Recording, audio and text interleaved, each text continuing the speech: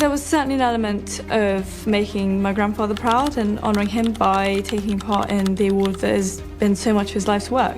And I definitely hope that have made him proud. Lady Louise Windsor, a member of the royal family. The room reportedly changed the moment the papers were placed on the table.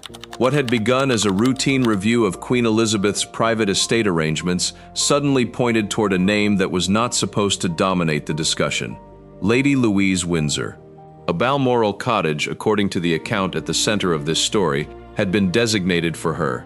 Not for a senior royal, not for Camilla, not for the person currently closest to the throne, Louise. Then came the objection. Camilla's advisors were reportedly alarmed by what the arrangement could mean.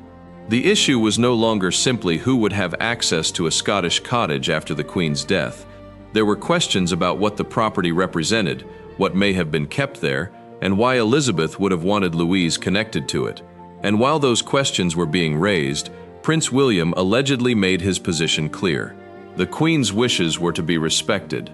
That single intervention turned a private inheritance matter into something far more uncomfortable. Because if the reported arrangement was harmless, why did anyone need to challenge it? And if William had stepped in only to protect Louise, what exactly was he protecting her from? Hi viewers, if you saw a young royal being pushed aside after Queen Elizabeth had apparently chosen her, would you stay silent or would you speak up for her? Leave a simple Louise in the comments if you believe the Queen's wishes should be respected. And subscribe if you think stories like this deserve to be heard instead of buried beneath palace politics. Your comment may be only one word, but it tells the story of which side you stand on. The tension reportedly centered on a cottage connected to Balmoral, a place that carried a meaning far greater than its walls. Experience of assault. I was reading my book and, this man attacked me, and I did fight back, and I got off. I remember getting off the train and my mother looking at me and saying, why's your hair standing on end, and why's the button missing from your coat? We've never heard this incident in her own words. Candid comment. For Elizabeth, Balmoral was never just another royal residence. It was the place where the noise could fall away. Behind the gates and beyond the formal ceremonies, the Queen could retreat into family life, familiar landscapes, and memories that stretched across decades. That is what makes the alleged decision striking. A property can be valuable because of its land, its history, or its location, but a royal property can carry another kind of value. It can hold memories that cannot be measured in pounds. A room can preserve a conversation. A garden can recall a childhood afternoon. A locked cabinet can contain letters that were never meant to become headlines. And according to the account behind this story, that private world may have been at the center of Elizabeth's decision. The name Lady Louise Windsor was not one that usually dominated royal headlines. That was precisely what made her different. She grew up close to the institution without appearing desperate to occupy its spotlight. She did not build her public identity around constant interviews or dramatic declarations. Her image was quieter, more private, more restrained. For Queen Elizabeth, those qualities mattered. There was another reason Louise stood out inside the family. Her relationship with Prince Philip had become one of the most touching connections of the younger generation. Philip had introduced her to carriage driving, a passion he continued into his later years. Louise embraced it seriously, learning from him, and eventually taking part in the activity that had become so personal to her grandfather. After Philip's death in 2021, Louise's connection to his memory became visible in a way that few words could have matched. She drove one of his carriages during a tribute. It was a quiet gesture, but it carried enormous emotional weight. The carriage was not merely an object. It was part of Philip's world, and Louise had been trusted enough to enter that world. Elizabeth saw those moments. She had spent decades watching members of her family grow into their roles.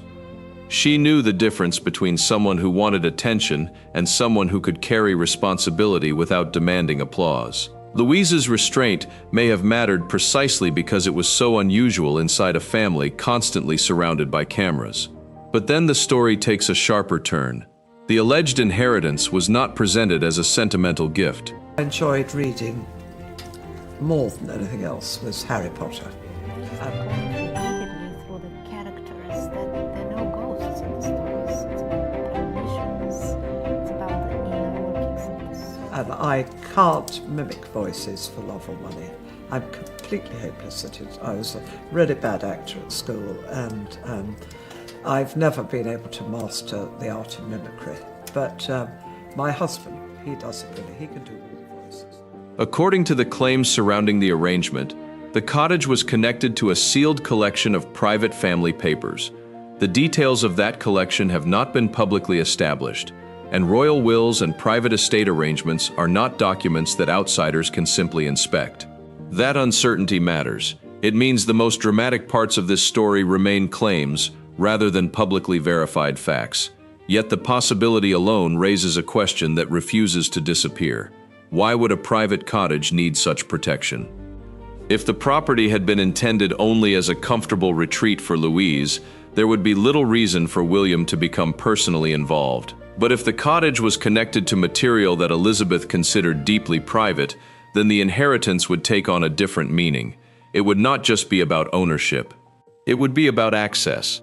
Access to memories, access to family history, access to documents that might reveal how the late Queen viewed the people around her when the cameras were gone. And that is where Camilla enters the story. The account does not establish that Camilla personally demanded the cottage or publicly objected to Louise receiving it. What it describes is a reported concern from advisors surrounding her. That distinction is important. The public has not been shown a document proving that Camilla attempted to take the property away from Louise. But palace disputes rarely begin with a public announcement. They begin in private rooms. They begin with questions about precedent, questions about access, questions about who has authority, questions about whether a decision made by a previous monarch should remain untouched after the crown has passed to another generation. The deeper the review supposedly went, the more significant the cottage appeared to become. And then William stepped in. His reported position was simple. If Elizabeth had documented a wish, that wish should be honored. There was no need for a public confrontation, no dramatic announcement from Buckingham Palace, no televised argument. The power of the moment came from the principle itself. William was not merely standing beside a younger member of his family. He was, according to the account, defending a decision made by the grandmother whose reign had shaped his entire life. That changes the emotional temperature of the story, because William knew Balmoral too. He knew what that estate represented to Elizabeth. He knew that behind the grandeur was a personal place where family relationships mattered more than ceremony, and he knew that every decision surrounding the late Queen's private possessions could carry emotional consequences long after her death. The question now becomes much harder to ignore. If Louise was simply receiving a cottage, why was there so much resistance? And if the cottage was connected to Elizabeth's private papers, why had Louise been chosen to stand closest to them? There may be a simple explanation. Perhaps Elizabeth wanted to reward a granddaughter she trusted. Perhaps the property was just a sentimental gift. Perhaps the reported dispute has been exaggerated by the endless appetite for palace intrigue. But there is another possibility within the story. Perhaps the cottage was never really the important part. Perhaps what mattered was what Elizabeth believed Louise would do with what had been left behind. That possibility puts every earlier detail into a different light. Louise's privacy matters. Philip's trust matters. Elizabeth's attachment to Balmoral matters. And William's intervention matters most of all. Because if the future king was willing to step into a sensitive family dispute to protect Louise's reported inheritance, then the decision may reveal something about the kind of royal family he wants to build. A family where loyalty is noticed. A family where discretion has value. A family where the wishes of the previous generation are not quietly rewritten simply because the people holding power have changed. But there was still one problem. Nobody outside the royal circle could see the evidence. The will was private. The alleged papers were private. The reported objections were private. To endure this unbelievably testing and challenging time, and I know that so many people have had the agony of losing, their loved ones and bewilderment and anxiety that surrounds everything. And so it is the most awful aspect of a pandemic like this. And yet we've seen at the same time people being quite remarkable and wonderful people in the National Health. And the conversations that supposedly led William to intervene remained behind palace doors. That left the public with fragments, a name, a cottage, a family connection, a reported objection, and a future king who, according to the story, decided that the matter would not be quietly overturned. The unanswered question was no longer whether Lady Louise had received something from Queen Elizabeth. It was why Elizabeth had chosen her in the first place. And the answer, if the reported account is accurate, was about to take this story far beyond Balmoral itself. The name on the inheritance was becoming impossible to ignore. Lady Louise Windsor was not the most senior person connected to Balmoral. She was not the person whose position would normally place her at the center of a major royal property decision. Yet the reported arrangement kept leading back to her. The more closely the story was examined, the more one question followed it everywhere. Why would Queen Elizabeth choose Louise for something so deeply connected to her private life? The answer may have less to do with rank than with trust. Elizabeth had spent most of her life surrounded by people who knew that the smallest gesture could become a newspaper headline. A smile could be interpreted as approval. A missing invitation could become a royal feud.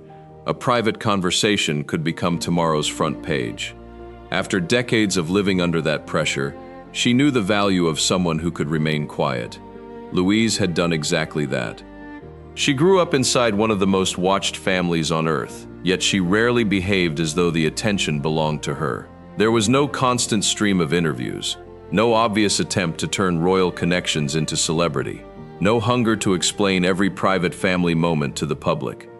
Her life appeared deliberately restrained. That restraint became even more noticeable because Louise had something many young royals could easily have used to attract attention: a remarkable connection to Prince Philip. Philip was not known for being sentimental in the conventional sense.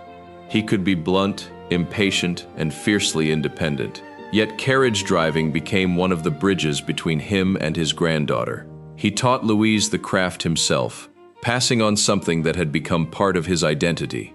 For Louise, it was not simply a hobby. It was time with her grandfather. And when Philip died, that connection suddenly carried the weight of memory. Louise's appearance with his carriage became one of those quiet royal moments that needed almost no explanation. She was not standing in front of cameras making a grand declaration.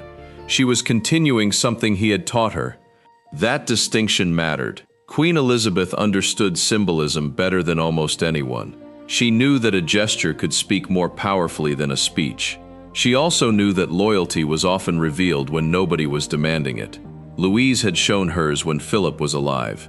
Then she showed it again after he was gone.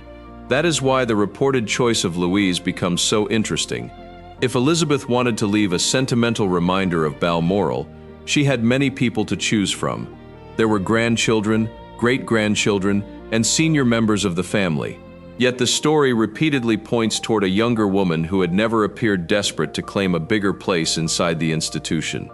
The choice, if the reported account is accurate, may have been deliberate. But there was another layer. Louise's connection to her parents mattered too.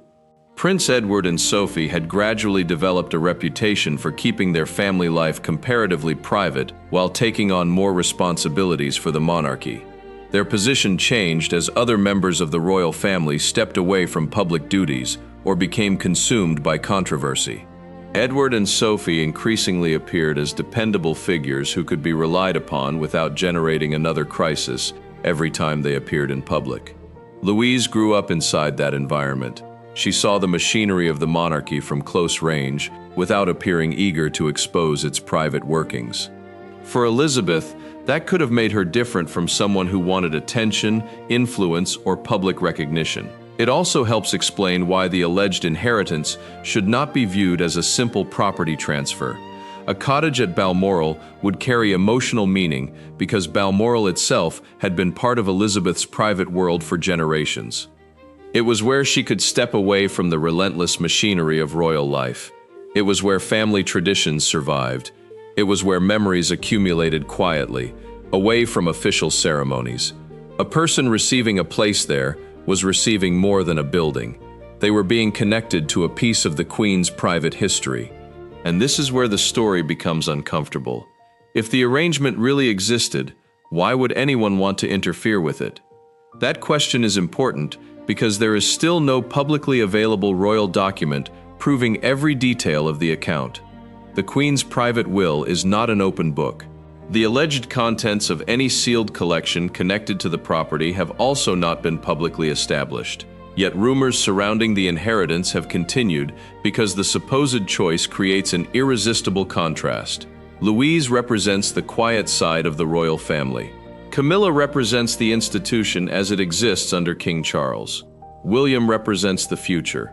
3 positions, 3 different relationships to the monarchy. And suddenly, one private property sits at the center of the tension. The most important question may therefore have nothing to do with Camilla personally. It may be about access. Who gets to enter the private spaces left behind by Elizabeth? Who gets to handle the objects she considered personal? Who gets to decide what remains within the family and what eventually becomes part of royal history? Those questions become much more serious when private papers are involved. A letter can reveal affection.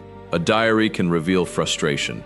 A photograph can preserve a relationship that the public never understood. A handwritten note can expose a feeling that was never spoken aloud. That is why the alleged collection inside the cottage, rather than the cottage itself, becomes the most intriguing part of the story. And if that collection really existed, Louise's reported inheritance would suddenly make much more sense. She had demonstrated discretion. She had shown loyalty to Philip. She had maintained a relatively private life. She had remained connected to the family without constantly demanding a larger public role. Those qualities may have made her exactly the kind of person Elizabeth trusted with something personal. There was also a quiet irony in the choice. Louise had never appeared to campaign for the kind of prominence that the inheritance could bring. If anything, her public life suggested the opposite. She seemed comfortable allowing other royals to occupy the headlines while she remained at the edge of the frame. That could make the reported decision feel almost like a private reward for restraint. But it could also explain why the situation became so sensitive. A person who receives something valuable can attract attention overnight, especially when the gift comes from a monarch whose every private decision is studied for clues about family loyalties. Suddenly, Louise was no longer simply Philip's granddaughter. She was being placed at the center of a question about Elizabeth's final wishes, and somewhere behind that question was the person who had the power to make sure those wishes survived the transition from one reign to another. That person, according to the reported account, was William. But trust has consequences. The moment a private inheritance is believed to contain sensitive family material, every question about ownership becomes a question about who controls the past. That is where William's involvement begins to look less like a routine family favor and more like a statement. He had watched the monarchy change around him. He had seen private family disagreements become global stories. He had seen what happens when trust collapses and personal grievances move from palace rooms into television interviews, books, and headlines. If the reported account is accurate, William did not want another private family matter to become a battlefield. And that is why his alleged insistence that Elizabeth's wishes be respected carries so much weight. It would mean that the inheritance was no longer merely Louise's problem. It had become a test of whether the family would honor the person who had held the institution together for 70 years. So before anyone dismisses this as another royal property dispute, there is something worth remembering. Every family has possessions that mean more than money. Every family has photographs nobody else is allowed to see. Every family has letters that were never meant for strangers. And every family eventually faces the difficult question of what happens to those memories when the person who protected them is gone. If the Queen really chose Louise to safeguard a private corner of Balmoral, then refusing to respect that choice would mean more than taking away a cottage. It would mean overriding a final expression of trust. That is why the reported objection matters. And that is why William's response matters even more. Because the next question is not whether Louise deserved a cottage. It is what William allegedly discovered about what the cottage was protecting. The objection was no longer a quiet question about a cottage. According to the accounts surrounding Lady Louise Windsor's reported inheritance, the dispute had reached a point where palace advisors were examining what the property represented, who could access it, and whether Queen Elizabeth's wishes could be challenged after her death. Then William entered the picture. That was the moment the story changed. Because William was not simply another member of the family. He was the Prince of Wales, the future king, and the grandson of the woman whose final wishes were at the center of the dispute. If the reports were accurate, his intervention carried a message that was difficult to misunderstand. Whatever disagreements existed, Elizabeth's documented wishes were not to be casually rewritten, and that raised an uncomfortable question. Why was Camilla's side reportedly concerned about an inheritance that appeared, on the surface, to belong to Louise? There is no public evidence establishing that Camilla herself demanded the cottage or personally ordered anyone to challenge the arrangement. That distinction matters. Much of the story rests on claims about private conversations and documents that the public cannot inspect. But the reported objection still creates a fascinating question about power inside the royal family.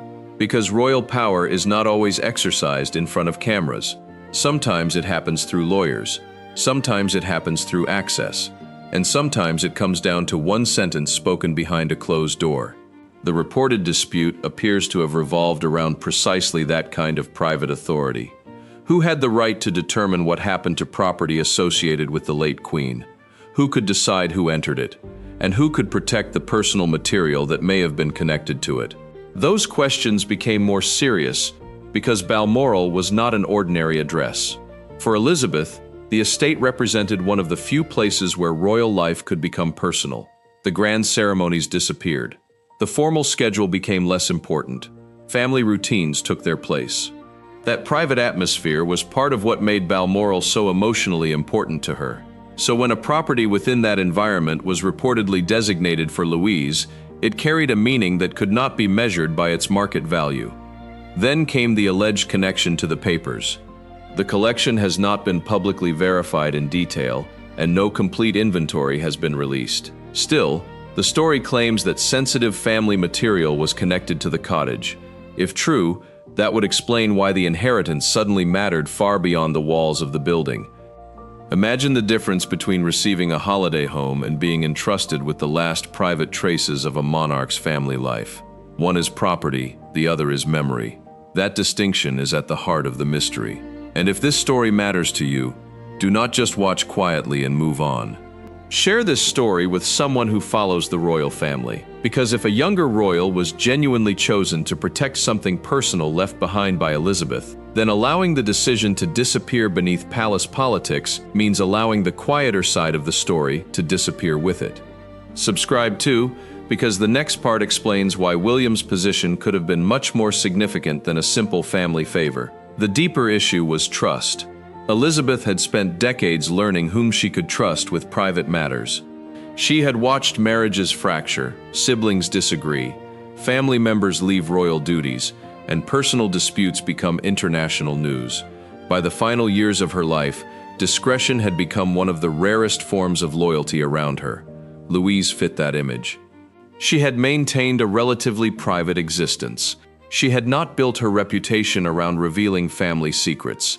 Her relationship with Philip had been expressed through actions rather than publicity, and her connection to the older generation was not based on demanding a larger platform. If Elizabeth really intended Louise to receive the cottage, those qualities could have been part of the reason. But then another question appears.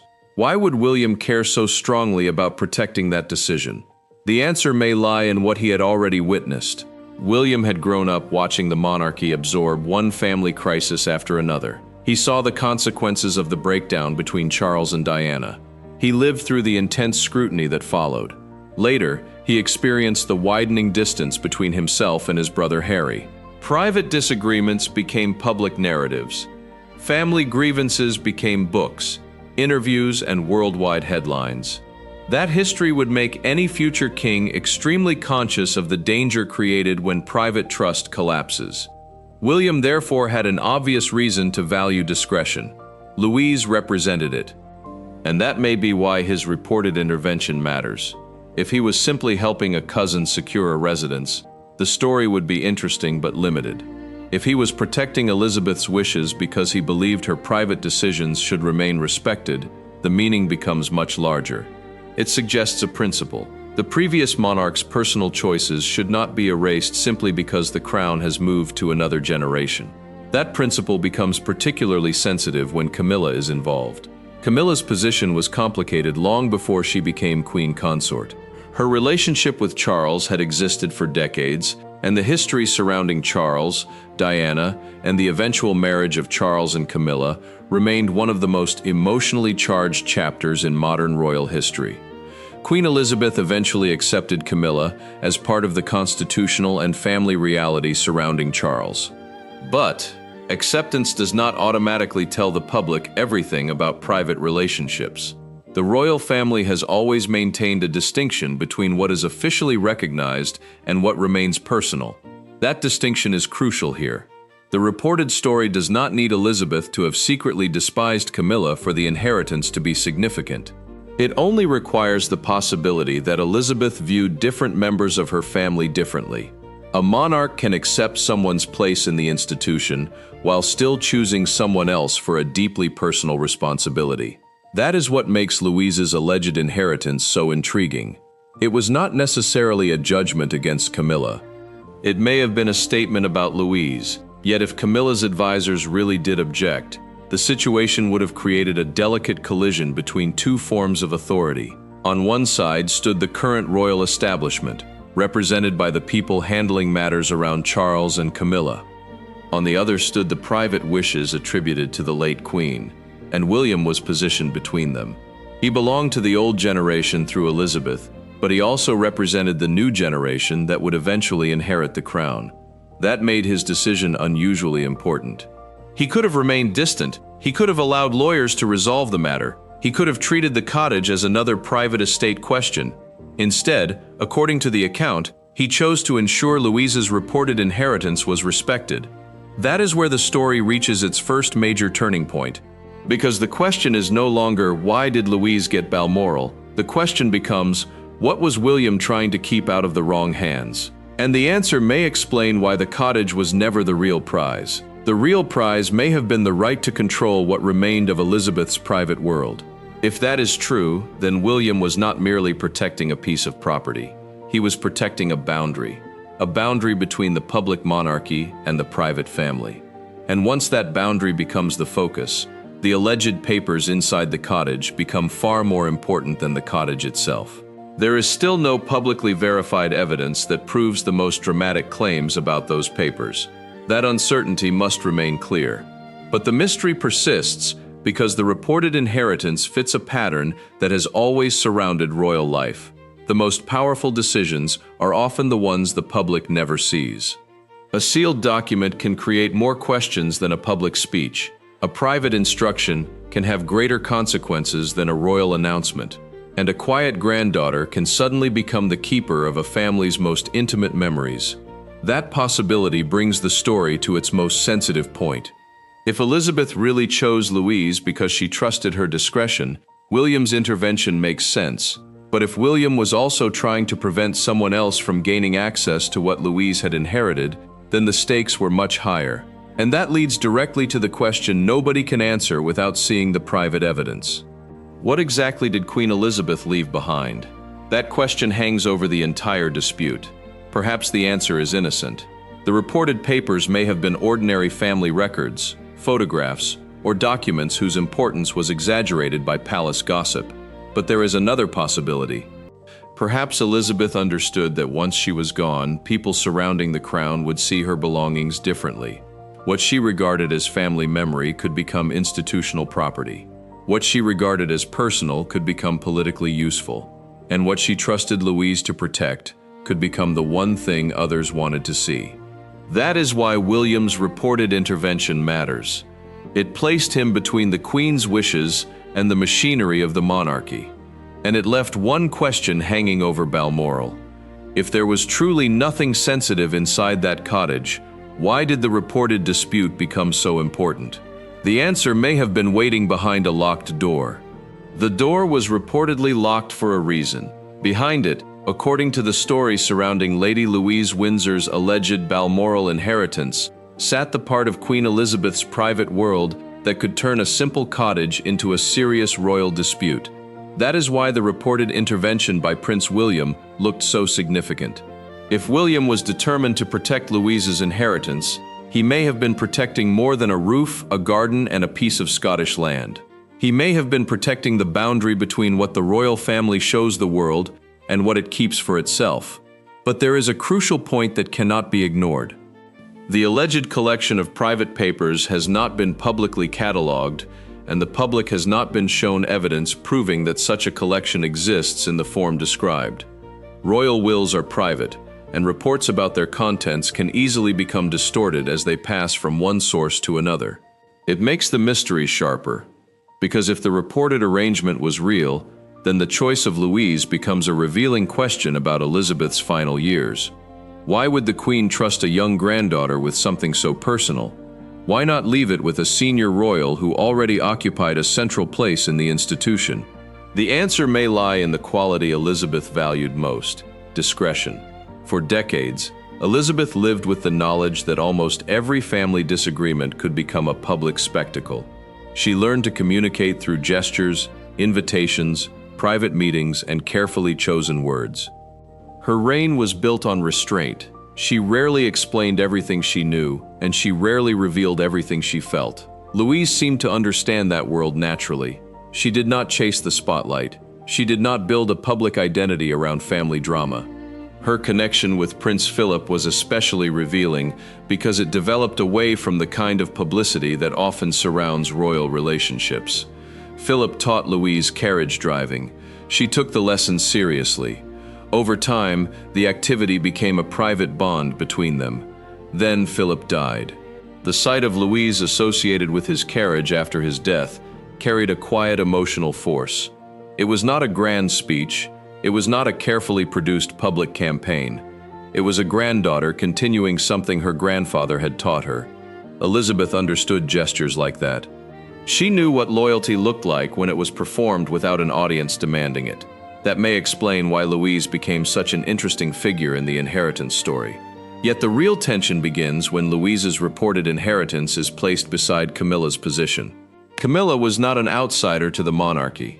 She was Charles's wife, queen consort during his reign, and one of the most senior figures in the institution. Her official standing was enormous, but official standing and private trust are not always identical. That distinction has followed the royal family for decades. Charles and Camilla's relationship had a complicated history long before their marriage. The public knew about the strains surrounding Charles's marriage to Diana. The public watched the revelations, the interviews, and the eventual transformation of Charles and Camilla's relationship from controversy into official royal reality. By the time Charles became king, Camilla had become fully integrated into the institution. But integration into an institution does not mean receiving every personal possession left behind by the previous monarch. That is where the reported Balmoral arrangement becomes so interesting. If Elizabeth chose Louise for a private property, the decision could have been completely unrelated to Camilla. It could simply have reflected affection between grandmother and granddaughter. Yet once advisors reportedly began examining the arrangement, the story acquired a different edge. The issue became one of authority. Who could challenge Elizabeth's private wishes? Who could reinterpret them? And who could stop that from happening? William's alleged response provides the most important clue. He had his own relationship with Balmoral and with Elizabeth. He also understood the cost of allowing private royal disagreements to spill into public life. His generation had inherited the consequences of decisions made before they were old enough to understand them. He had watched his parents' marriage collapse under worldwide scrutiny. He had watched the monarchy struggle to recover. He had watched his brother leave royal duties and later speak publicly about the family. Each episode reinforced one lesson. Once private family matters escape the palace, nobody controls the story anymore. That history could make William particularly protective of private boundaries. And that is where his reported support for Louise becomes more than a property decision. It can be read as a statement about trust. If Elizabeth had selected Louise, then William's role was reportedly to ensure that selection survived the transition from Elizabeth's reign to Charles's reign. That would mean the new generation was choosing not to erase a decision made by the old generation. There is something powerful about that. A monarch spends decades building a private world. Then the monarch dies, and suddenly every object inside that world becomes part of a complicated legal and emotional inheritance. Some things can be sold, some can be displayed, some can be transferred, and some are too personal to treat like ordinary property. The alleged Balmoral papers, if they existed as described, would fall into that final category. They could contain nothing scandalous at all. They could simply be photographs, correspondence, notes, or family records. Yet privacy itself can create value. A document does not need to contain a shocking revelation to matter. Sometimes its importance comes from the fact that nobody outside the family was ever supposed to read it. That may be why the story surrounding Louise has generated so much speculation. People are not only asking what she inherited, they are asking what Elizabeth trusted her to protect. And that question changes how Camilla's reported position is perceived. It would be easy to turn the entire story into a simple rivalry between Camilla and Louise. That would make for an easy headline, but it would miss the more complicated reality.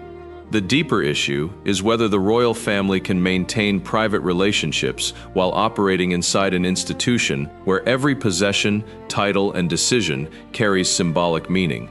Camilla represents the present monarchy, Louise represents the younger generation, William represents what comes next. Elizabeth's alleged decision sits between all three. That makes the cottage almost symbolic. It becomes a test of whether personal loyalty can survive institutional change. And there is another reason the choice of Louise stands out. She was not positioned to inherit the crown. She was not competing for the throne. She did not need a Balmoral Cottage to establish her importance inside the succession. That makes the reported decision feel more personal. Elizabeth may have been choosing a person, not a position.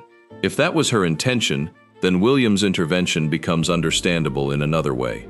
Protecting Louise would also mean protecting Elizabeth's ability to make a personal choice, without that choice being judged solely through the hierarchy of the monarchy. But the question remains, why would the alleged papers need protection from anyone? That is where the story reaches its darkest uncertainty. There are no publicly verified details allowing anyone to say exactly what those papers contained. Any claim that they revealed a secret family confession, a hidden judgment, or a damaging revelation would go beyond the available evidence. What can be examined is the principle. Elizabeth's private records would have represented decades of family life. Some would have belonged to history, others would have belonged only to the people who lived it. William, if the reports are accurate, may have understood that distinction better than most. He knew that the public does not need to possess every piece of a royal family's private history simply because the family is famous. And perhaps that was the real boundary he was defending. Not Camilla, not Louise, not even the cottage. Privacy. That interpretation makes the reported confrontation much more revealing. Because if William's intervention was about protecting a private inheritance, then he was also sending a message about the monarchy he intends to lead. He would not necessarily allow every family memory to become public property. He would not necessarily allow every family memory to become public property.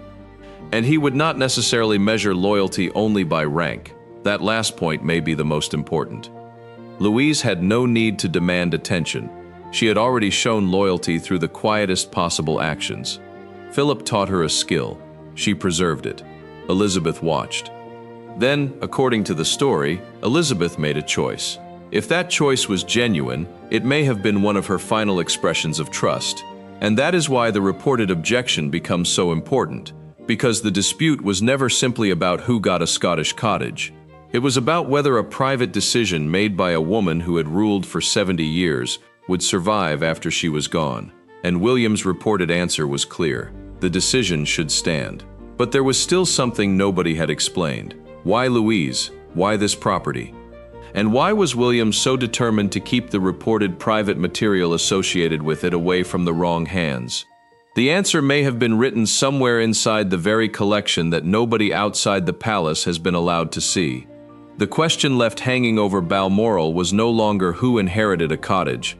It was who Queen Elizabeth trusted enough to protect what she left behind. That question gives the entire story a different ending. If the reported arrangement is accurate, Lady Louise Windsor did not simply receive a private corner of the Balmoral estate. She may have received something far more personal, a place connected to memories, family history, and material that Queen Elizabeth never intended to become public property. And Prince William's reported intervention suddenly makes sense. He was not necessarily choosing Louise over Camilla. He may have been choosing Elizabeth's wishes over the pressure created by a changing monarchy. That distinction matters, because by the time the inheritance became an issue, the royal family was already moving into a different era. Elizabeth was gone. Charles was king. William was preparing for the role that would eventually become his. The relationships built during Elizabeth's reign were being tested by a new reality. Balmoral therefore became more than a Scottish estate. It became a reminder of the woman who had held the family together for decades. Elizabeth had spent most of her life surrounded by ceremonies, officials, and expectations. Yet Balmoral gave her something different. It gave her a place where family memories could exist without the constant pressure of public performance. That is why the alleged decision to connect Louise with the property feels so personal. Louise had grown up quietly. She had maintained a relatively private life. Her strongest connection to the older generation was not built through dramatic public statements. It was built through ordinary acts of loyalty. Philip taught her carriage driving. She kept that connection alive. Those details may explain why the reported inheritance feels less like a reward for status and more like a gesture of affection. Louise was not first in line to the throne. She was not one of the senior figures whose every decision could affect the institution. She was simply a granddaughter who appeared to understand the value of privacy. If Elizabeth really chose her, that choice may have been deliberate. And that is where the reported disagreement with Camilla becomes so revealing. There is no public evidence proving that Camilla personally demanded the cottage or ordered it taken from Louise. The claims about objections and private discussions remain difficult to verify because the relevant documents and conversations have not been made public.